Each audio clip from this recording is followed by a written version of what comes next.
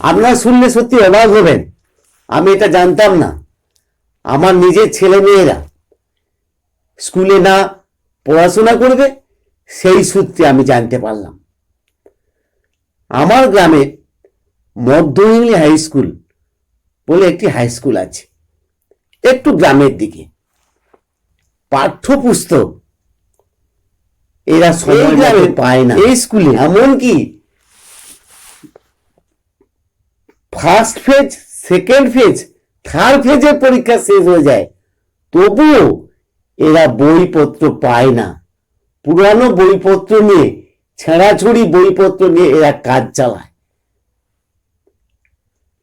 কিন্তু যেগুলো বড় স্কুল, এই এলাকার যে বড় স্কুল, সেগুলো কিন্তু পরিমাণ মতো বই পেয়ে যায়। আমাকে পুরো বিস্তারিত বললেন যে এইরকম ঘটনা শুধু এই বছরের না, লাগাতার চলছে প্রতি বছরের পর বছর। আমি কি বলেন, সিপিএম সরকার, সিপিএম যখন ক্ষমতায় ছিল, তাদের তো নীতি এরকম ছিল না। যেগুলো মিনিমাম নিড, যেগুলো মিনিমাম প্রয়োজন, সে সমস্ত আগে তারা ঠিকভাবে তারা বজায় রাখত। তাদের সময় শিক্ষানীতির ভিতরে এইরকম ভাবে ঢিলামি তো ছিল না। আমি তো শোনার পর সত্যি কথা বলতে আমি অবাক হলাম। আমি ঠিক আছে, এই ব্যাপারটা নিয়ে আমি যে বিস্তারিত ব্যাপারে আমি জানছি। এবছরও পরীক্ষা শুরু হতে চলছে, কিন্তু বইপত্র পাইনি। এটা যে কেউ শুনলে হয়তো ভাববে মিথ্যা কথা বলছে। আপনি এই স্কুলে বা এগুলো গ্রামের ভিতর যে স্কুলগুলো, আপনি একটু সমীক্ষা করে দেখুন যে এরা অধিকাংশ নতুন বইপত্র পায়নি এবং পাবেও না। আবার নতুন শিক্ষাবর্ষ আসছে, ওই রকম ভাবে গেছে, কিছু বই দেবে, কিছু বই ওইরকম ভাবে পাবেই না। এটা কি করে হয়? এটাই হলো মমতা ব্যানার্জির শিক্ষানীতি। মমতা ব্যানার্জির মুখে বড় বড় ডায়লগ, বড় বড় ভাষণ দেন, কিন্তু যেগুলো মিনিমাম নিড, মিনিমাম প্রয়োজন, সেগুলো পূরণ করতে পারেননি। যেটা আগে করার দরকার, আগের জিনিসটা অনেক পরে কি করছেই না, এরকম ভাবে চলছে। কি করছে? স্কুলের বাচ্চাদের সাইকেল দিচ্ছে, ইউনিফর্ম আছে তার উপর দিচ্ছে, জুতো দিচ্ছে। এগুলো আগে না বাচ্চার পাঠ্যপুস্তকটা আগে? আপনারাই বলুন।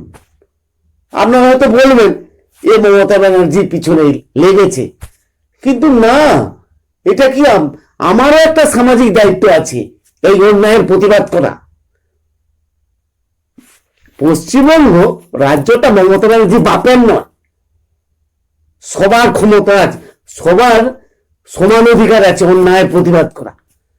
এটা কি করে সম্ভব? এবার আপনারা বলুন। তাহলে এটা চুপ করে থাকা যায় না। এটা এক ধরনের কেছে, আমার নিজের বিবেকে লাগে। এটা বছরের পর বছর চলছে গ্রামগঞ্জের স্কুলে এইরকম ব্যবস্থাটা। এটা আমি জানলাম কি করে? আমার ছেলেরা ওই স্কুলে পড়বে, ছেলে মেয়েরা, তখন আমি এই সূত্রে জানতে পারলাম।